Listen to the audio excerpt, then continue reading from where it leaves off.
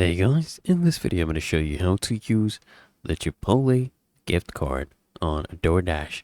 Now first, you want to check the compatibility because as of now, Doordash does not accept, you know, Chipotle gift cards or any restaurant specific gift cards for that matter for now. Maybe this will change in the future, but this is an alternative option I'm going to give you. Okay, so if you want to add, a Doordash gift card, basically order using uh, Chipotle gift card on Doordash, you'll need a Doordash gift card, not a Chipotle one. So what you can do is you can buy a Doordash gift card from their website, retailers like Amazon or stores like Walmart and Target. Of course, this could have been possible using a Doordash gift card, but an alternative option I can show you is you basically use the Chipotle app. Okay, get their app.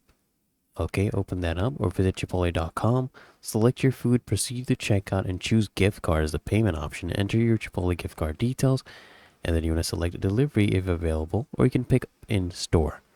Okay, can go ahead and do that.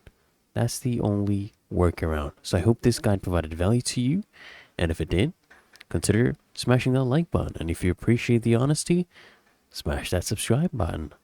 Subscribe to frequently asked questions, and I'll see you guys in the next one.